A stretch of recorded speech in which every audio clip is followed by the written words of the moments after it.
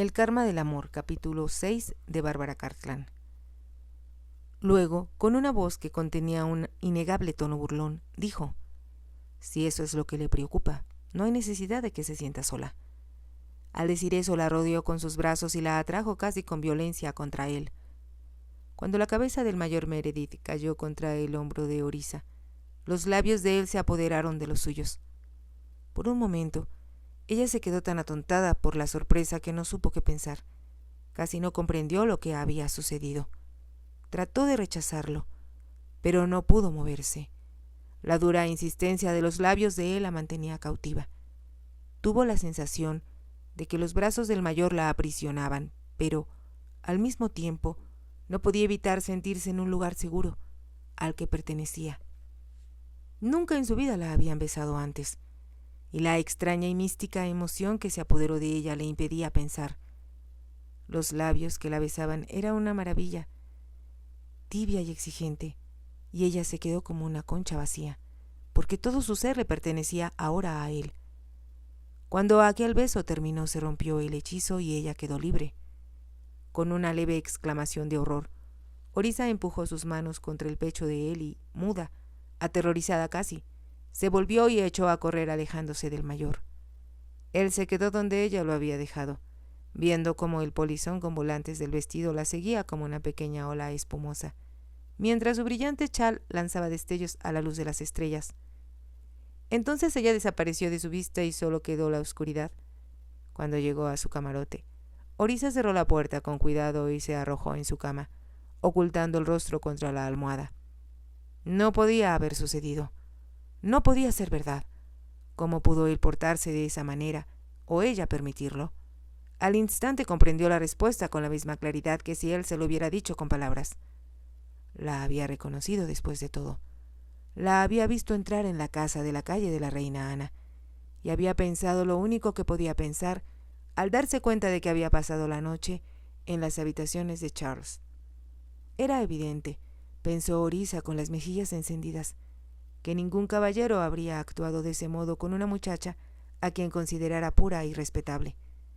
Pero él estuvo seguro de que al tratar de esa forma a una mujer casada, que tenía un marido en la India y un amante en Londres, no provocaría protesta alguna por parte de ella. Orisa tuvo que reconocer que ella había provocado esa situación. Al hablar de soledad, estaba hablando del alma, pero él había tergiversado sus palabras. Era evidente que el mayor Meredith la creía una mujer casquivana y debió parecerle incomprensible que ella no hubiera recibido de buen grado sus pretensiones amorosas, o que no disfrutara al coquetear con él, o algo más, cuando surgiera la oportunidad. ¡Qué vergüenza!, murmuró Orisa para sí, aferrándose a su almohada. Comprendió que no podía culpar a nadie de lo sucedido, excepto, tal vez, a su madrastra, por haberla obligado a refugiarse con su hermano. Pero ahora necesitaba tratar de comprender por qué los labios del mayor Meredith la habían retenido cautiva, a tal punto que no había hecho el menor esfuerzo por escapar, hasta que él se lo permitió. ¿Cómo pudo mantenerse tan pasiva, tan accesible? ¿Cómo pudo hacer a un lado su dignidad y su sentido de la decencia, y comportarse, de hecho, como la mujer que pretendía ser, y no como una jovencita que nunca había sido tocada por un hombre antes? No pudo explicarse su conducta ni siquiera a sí misma, y sin embargo había sucedido, y no podía negar que aquello había formado parte de la gloria de la noche y que había sido algo inesperado y maravilloso que no podría olvidar nunca. Orisa tenía la impresión de que, si él la hubiera seguido besando, estaría todavía en sus brazos. No podía negar que al estar tan cerca de él, le había proporcionado una sensación de seguridad que no conocía desde que era niña. Tal vez todo es un producto de mi imaginación, se dijo Orisa con severidad, pero comprendió que no era así. Lo que le preocupaba ahora era que mañana tendría que verlo de nuevo, sentarse a la mesa con él y saber lo que estaba pensando de ella.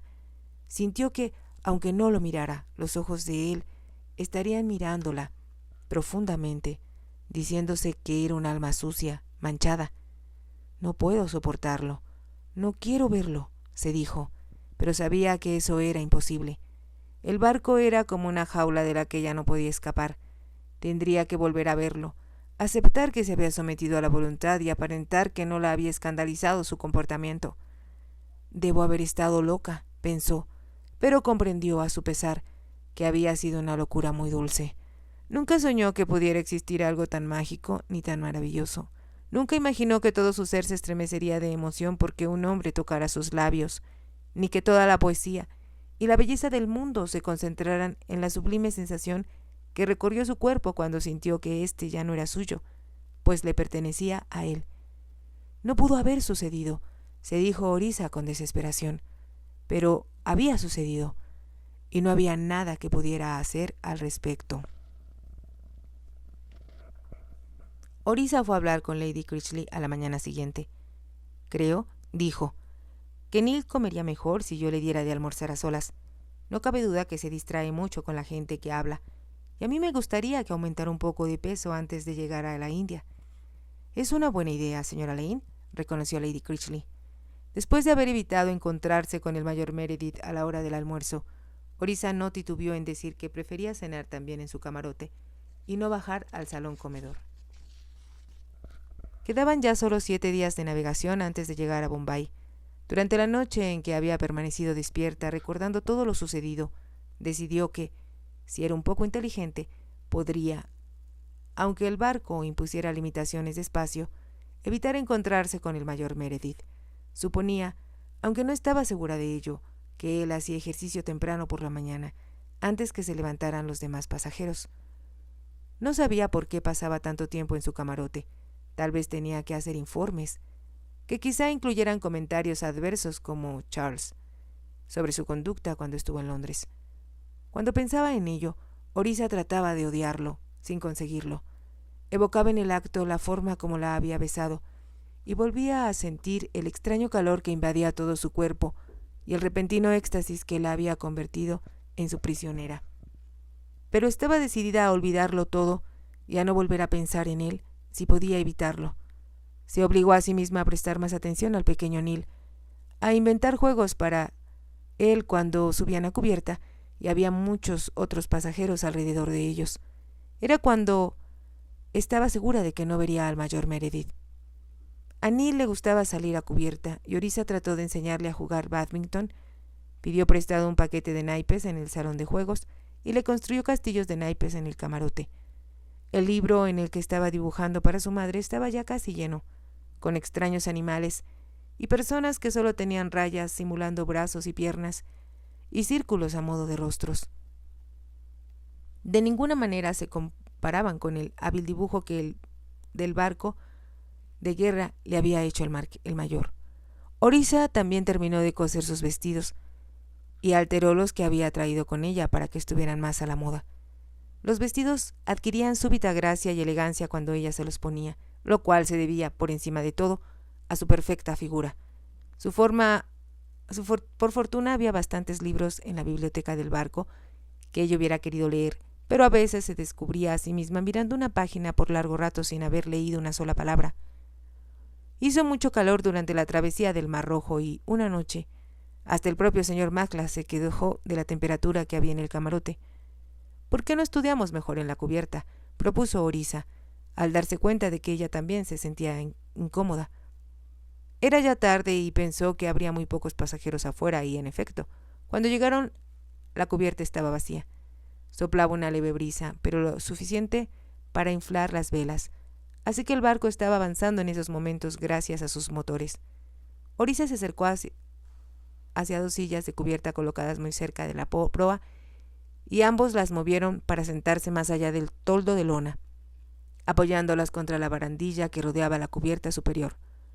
De nuevo las estrellas arrojaban una luz mística sobre el universo y el reflejo de las luces del barco sobre el mar era muy bello.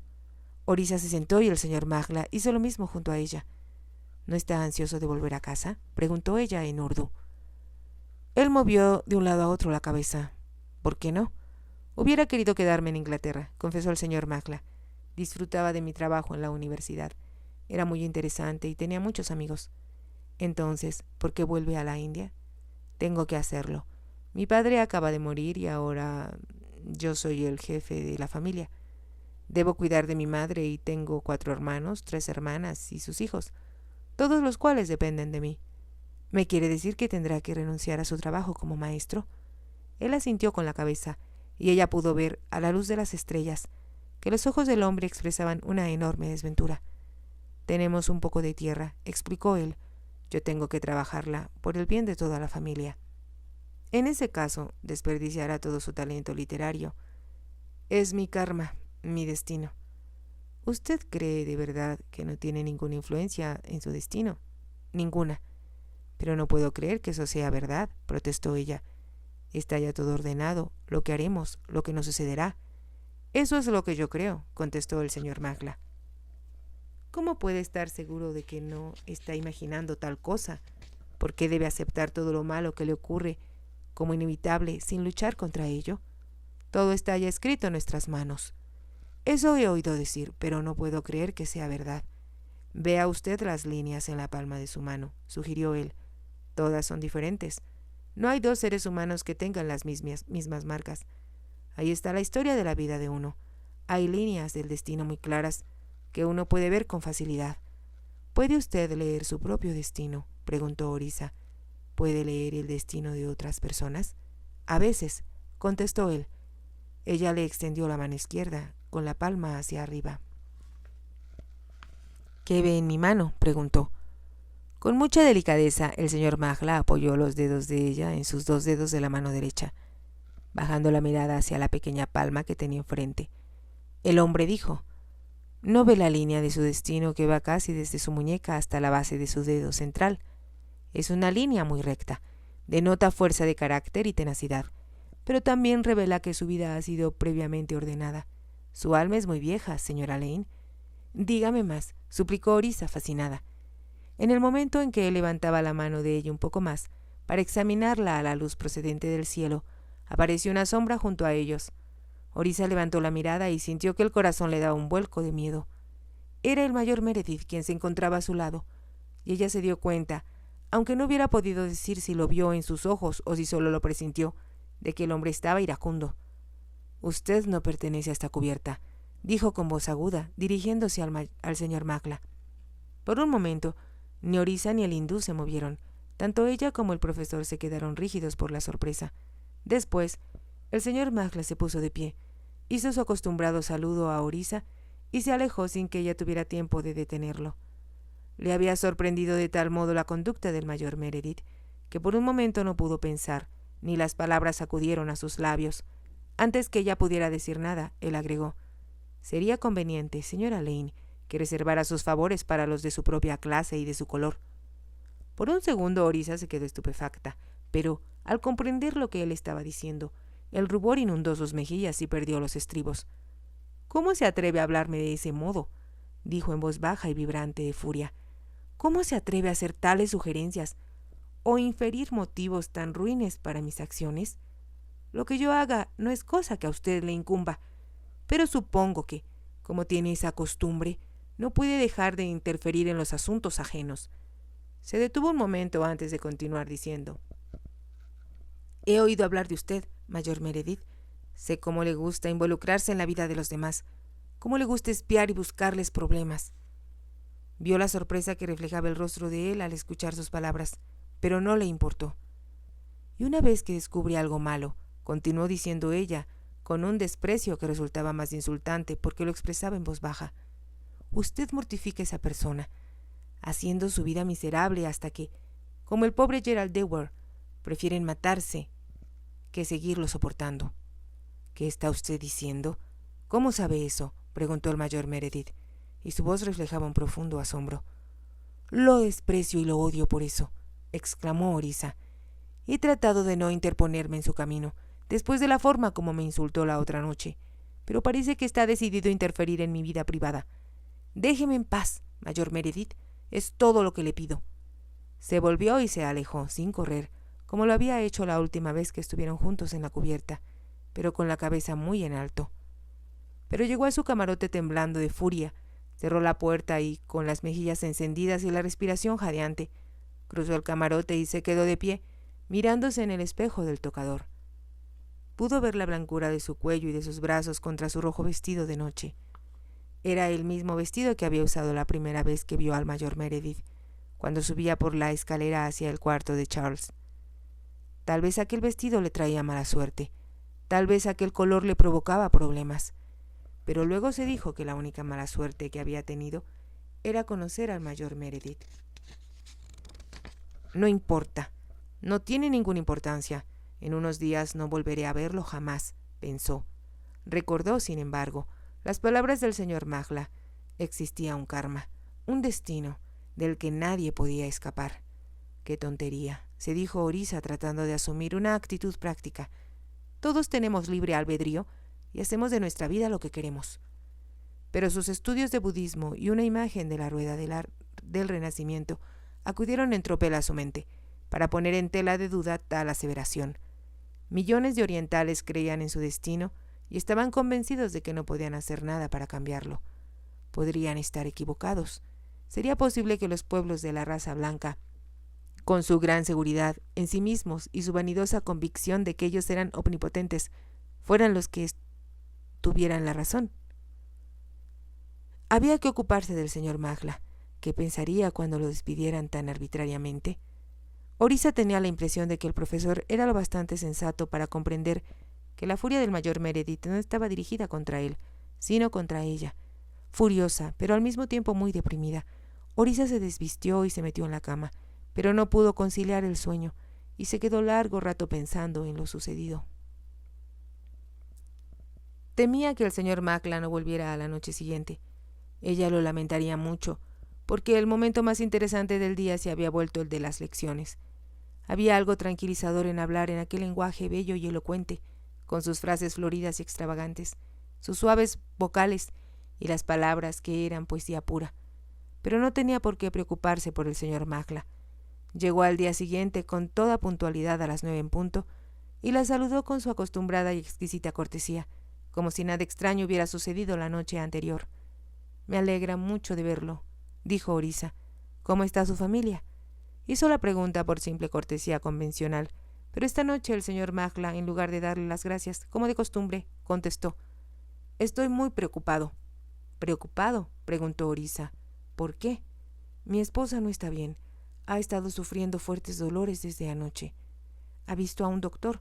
El señor Magla negó con la cabeza. «No, se niega a hacerlo. Como comprenderá, mi esposa no acepta las costumbres inglesas. Nunca aceptaría que la examinara un hombre, ni hablar de sus padecimientos con él». «Lo comprendo, por supuesto, claro que lo comprendo», dijo Orisa. Ella sabía muy bien que la modestia de una mujer hindú no soportaba que la atendiera un médico. «No sé qué hacer», confesó el señor Magla. «Mi esposa no deja de llorar. Está sufriendo mucho. Sin duda comió algo que no le sentó bien. ¿Me permitiría visitarla?». «Es muy bondadoso de su parte sugerirlo, pero no es posible que una dama de su posición viaje a la cubierta de tercera clase». «Claro que puedo hacerlo. Cuénteme con exactitud lo que siente su esposa». El señor Magla explicó a Orisa los síntomas de su esposa con bastantes detalles, y ella estuvo convencida de que el problema se debía a que la mujer había ingerido alimentos que no acostumbraba, a lo que se añadía un poco de fiebre, lo cual era consecuencia del calor del Mar Rojo. «Le diré lo que vamos a hacer», dijo Orisa. «Hablaré con el doctor del barco y conseguiré alguna medicina que, cuando menos, calme los dolores de su esposa. Entonces bajaremos a verla y después podremos volver aquí para la lección». «Es muy bondadoso de su parte», exclamó el señor Magla, «pero no quiero abusar de su gentileza». «Lo hago con mucho gusto», sonrió Orisa. «Esperé aquí mientras localizo al doctor». Encontró al doctor Thompson en su consultorio. Casi siempre a esta hora estaba en el salón, pero uno de los pasajeros se había cortado un dedo con un vaso y el doctor lo estaba vendando. «Estaré con usted en un momento, señora Lane», dijo el doctor con voz alegre, cuando vio asomarse a Orisa. Ella ya conocía al doctor Thompson porque Lady Critchley había insistido en que examinara a Neil cuando se mareó al cruzar la bahía de Vizcaya. Orisa había pensado entonces que el doctor no era un hombre ni muy inteligente ni muy ambicioso, pero era simpático, y como le gustaban las comodidades y la compañía de otras personas, estaba contento con su empleo de médico del barco. El paciente, con el pulgar vendado, se marchó y el doctor Thompson dijo a Orisa: «Vaya, señora Lane, usted tiene muy buen aspecto. No puedo creer que necesite de mis servicios». No, gracias, estoy bien, contestó Orisa, pero hay una mujer que lo necesita, pero se niega a solicitarlo. Le habló al doctor de la enfermedad de la señora Magla, diciéndole que era la esposa de su profesor de Urdú. Le dio la impresión de que, como la mujer era pasajera de tercera clase, al doctor Thompson le alegraba no tener que molestarse en atenderla. Pasa siempre lo mismo con estos indios, dijo en tono de menosprecio. No les gusta nuestra comida y casi se mueren de hambre durante el viaje, pero a esta mujer no le falta ya mucho tiempo para que vuelva a vivir de arroz y chapates, y entonces se sentirá bien. Pero, mientras tanto, su esposo dice que está sufriendo de terribles dolores, señaló Orisa con gentileza. El doctor sacó de un anaquel una botella llena de un líquido blanquecino. Dígale que le dé 2 cucharadas de esto cada 4 horas, indicó. Eso le aliviará el estómago, y aquí tiene unas cuantas pastillas para dormir. Muchas gracias, contestó Orisa, sinceramente agradecida. A esta gente hay que curarla a base de fe, más que otra cosa, señaló el médico. Pídale que diga una oración al Dios adecuado y pronto se sentirá bien. Orisa le dio las gracias de nuevo y con las medicinas en las manos se dirigió al camarote donde esperaba el señor Magla. Si te ha gustado, te invito a que te suscribas, a que me regales un me gusta y actives la campanita para que puedas seguir escuchando esta historia y muchas más. Gracias.